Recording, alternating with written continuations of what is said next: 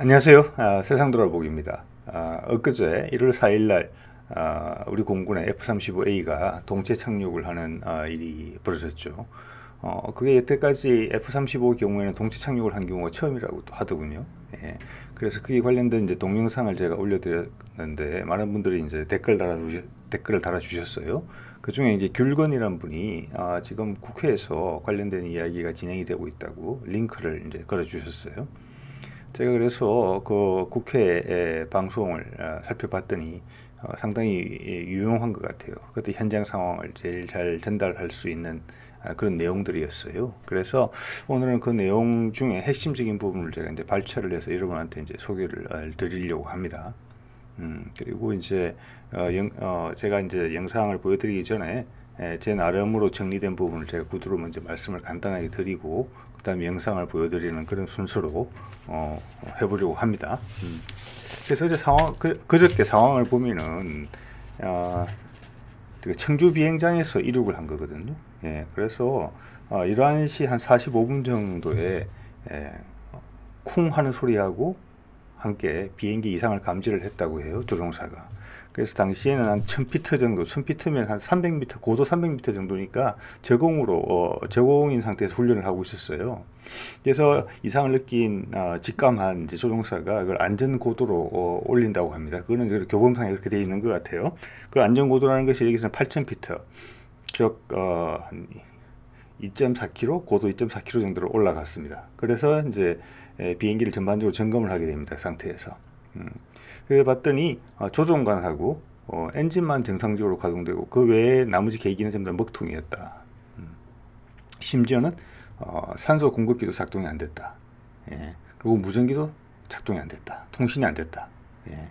그래서 산소 공급기 문제 같은 경우는 아마 그 8000피트라는 높이 정도까지는 산소 호흡기에 의존하지 않고 그냥 자연 호흡을 하더라도 호흡이 될 수 있는 고도라고 해요. 그래서 그거 자체는 큰 문제는 안 됐고 통신이 안 됐으니까 기지랑 연결이 안 되는 거죠. 예.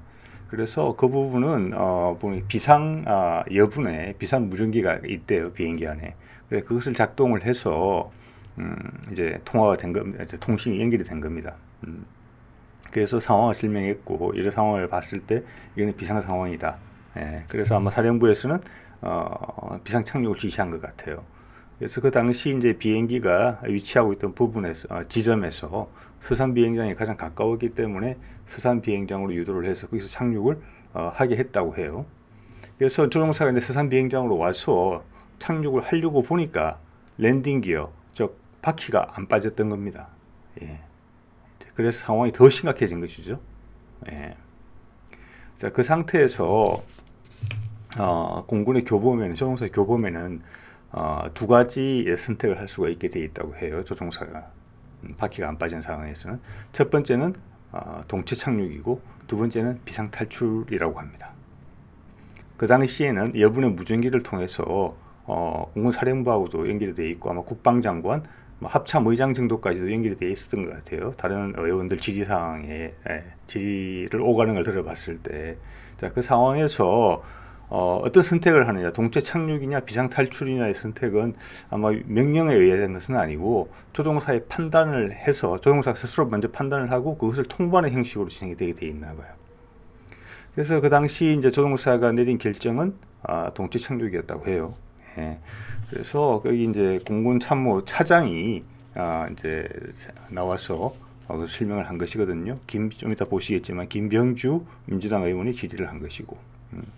그래서 동체 착륙을 결정하자 활주로에다가 어제 제가 동영상에서 말씀드린 대로 소화용 그 거품을 이제 뿌렸다고 합니다. 그래서 마찰에 의해서 불이 나지 않도록 하고 소방차하고 구급차가 비상대기를 했고요. 예. 그래서 이제 바퀴가 없는 상태에서 착륙을 하는 거기 때문에 속도를 평소보다 늦은 속도가 늦춰서 착륙을 했다고 합니다. 그리고 바퀴가 없기 때문에 좌우의 균형이 조금만 맞지 않더라도 미끄러져서 이제 활주로 밖으로 튀어나갈 확률이 있기 때문에 그 점은 상당히 조심해야 되는데 조종사가 침착하게 대응을 잘했다. 이런 내용들이 있었어요. 예. 자, 그러면서 현재 이제 기체는 밑에가 좀 긁힌 상태고 정밀 조사를 들어가야 되는데 우리 그 항공안전단이라는 곳하고 미국의 기술요원이 같이 조사를 하게 돼 있다고 해요. 그래서 한 달에서 한 달 반 정도 조사의 시간이 그 정도 시간이 조사에 걸릴 거라고 이렇게 이야기가 되는데 제가 어제 동영상에서 말씀드렸지만 이웃 일본도 몇 년 전에 그 사망 사고 났을 때 추락해서 그 당시 13대 정도 도입을 했는데 그 사고를 수소하는 과정에서 이미 7차례 정도 비상 착륙이 있었다는 사실이 이제 밝혀진 것이죠. 그리고 그 담당하는 책임자는 그 구체적인 사실에 대해서 공개하기 거부했던 적이 있었습니다. F-35가 지금 많은 어떤 신뢰성 문제, 하자 문제로 지적을 받고 있거든요. 그래서 이번에 저도 쭉 봤는데 어느 의원도 사실은 F-35 그런 문제를 부각시키면서 뭐 여러 가지 이유가 있겠죠. 알면서 못 물어보는 그런 상황일 수도 있고 몰라서 못 물어보는 상황일 수도 있습니다. 예. 근데 일본의 전례를 봤을 때는 그런 공군이 다른 상황도 있었을 수가 있다. F-35에. 예. 그래서 어차피 이런 거 사고 조사를 하는 이유는 문제가 있으면 고치고 또 똑같은 사고가 다시금 일어나지 않게 하기 위해서잖아요. 그런 차원이라면은 이 F-35에 관련된 여러 문제점에 대해서 공군이 공개를 하게. 즉 일본에서도 13대가 들어왔을 때 7번의 비상 착륙이 있었던 거거든요. 그걸 공개를 안 했던 거거든요. 일본은 사망사고가 날 때까지. 예. 그럼 우리도 그저께 같은 경우가 사실은 바퀴만 제대로 빠졌으면 그냥 비상 착륙한 사례예요. 이번엔 동체 착륙까지 그게 이어졌기 때문에 문제가 좀 더 커진 거죠. 자, 그런 점에서는 국회 대응이 조금 아쉽다. 그럼 물론 이제 국회에서 이야기를 한 것이기 때문에 보고 자료가 나오면 최소한 국방위에서는 공개가 되겠죠. 그때 F-35의 기존에 다른 문제는 없는지까지 같이 확인을 해야지 이 사고 원인을 열심히 조사하는 그리고 그걸 공개해서 공유하는 그런 목적에 부합되는 그런 일이 아닐까 합니다. 자, 그러면 김명주 의원의 질의하고 신옥철 공군참모차장이 답변하는 내용 보시겠습니다. 네, 장관님하고 공군참모차장입니다. 예, 그 공군참모차장한테 어저께 4일날 F-35 항공기 비상 착륙 관련해서 몇 가지 좀 확인을 하겠습니다. 어제 비행 훈련 중에 11시 45분에 F-35A 한 대가 계기판에 여러 가지가 문제가 된 것을 알고 이멀전시를 선포하고 1시간 6분 후인 12시 51분에 서산기지에 비상 착륙했다고 하는데 맞습니까? 네, 맞습니다. 예, 지금 조종사 상태는 어떻습니까? 조종사는 어제 그 정밀 심검을 실시를 했고 특기 사항은 없습니다. 현재 건강한 상태고 오늘 그 총장이 그 항해원을 방문을 했습니다. 거기는 조종사가 한 명 탑승하죠? 네, 그렇습니다. 예, 그 기체 상태는 지금 어떻습니까? 그 항공기가 이제 동체 착륙을 하다 보니까 그 동체 하부에 좀 일부 손상은 있었고 그 항공기 내부의 어떤 손상 여부는 그건 현재 지금 그 정밀 조사를 현재 실시를 하고 있습니다. 예. F-35 전투기 사고 사례를 보니까 5건 발생했더라고요. 전부 다 비상 탈출을 했는데 이렇게 동체 착륙한 사례는 있습니까? 그럼 뭐 외국 사례 포함해서 첫 사례입니다. 예.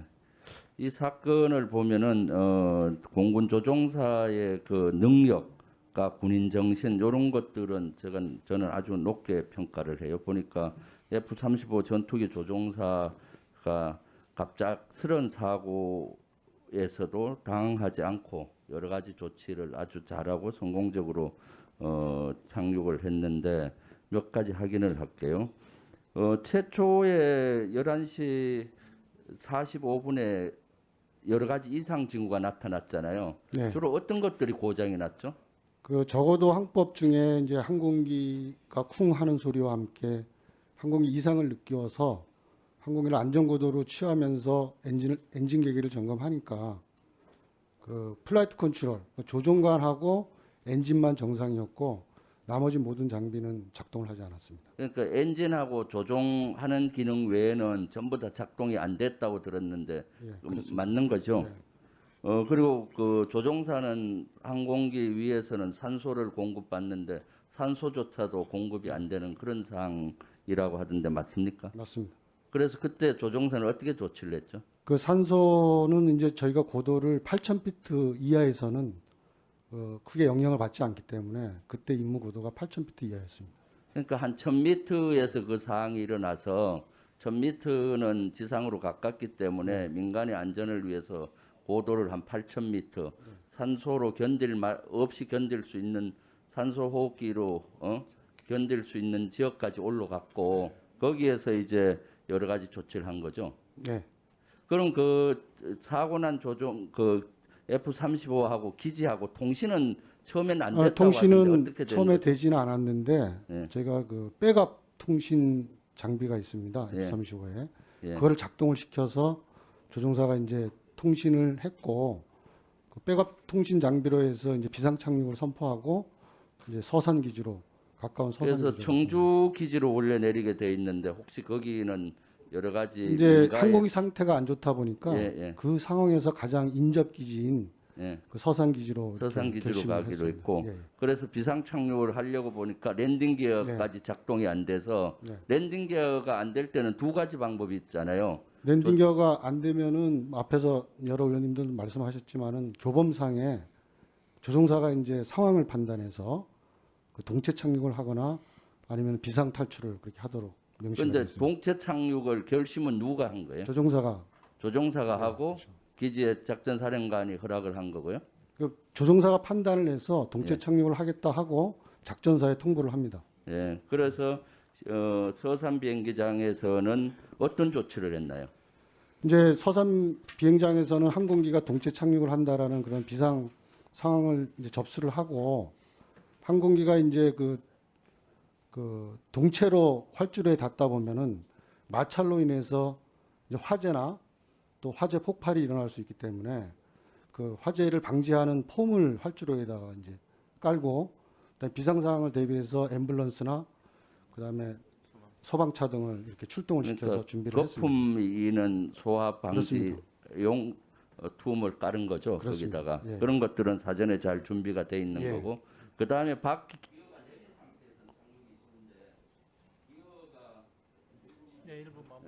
기어를 없는 상태에서 착륙은 대단히 어렵습니다. 기술이 필요한데 목숨을 걸고 그렇게 한 것 같던데 맞습니까? 네, 이제 기어가 없는 상태에서 내릴 때는 그 방향 유지라든지 착륙 후에 방향 유지 같은 게 잘못돼서 활주로를 이탈할 수도 있기 때문에 조종사가 정확히 활주로 중앙에 접지를 해야 되고 요번에 내린 조종사도 가능한 한 속도를 좀 정상보다 적게 유지하기 위해서 평소보다는 10나트를 적게 유지를 해서 접근을 했고 정확히 그 세나의 유지를 한 상태에서 접지를 했습니다.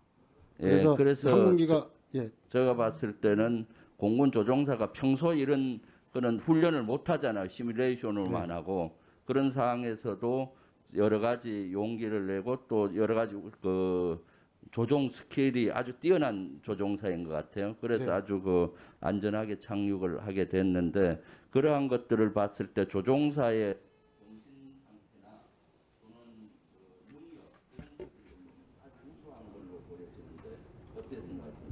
네, 그 조종사는 이제 교관 자격이 있고 비행 스킬은 높은 편이고 정신 상태도 뭐 훌륭합니다. 네, 그렇습니다. 현재 지금 그 항공안전단을 중심으로 해서 그 미측 기술 요원들과 서로 협조를 해가지고 지금 조사를 진행 중에 있습니다. 대략 그 한 달에서 한 달 반 정도 소요가 될 것으로 예상됩니다. 원인을 규명해서 다음에는 이런 일이 없도록 그렇게 해주기 바랍니다. 네, 명심하겠습니다.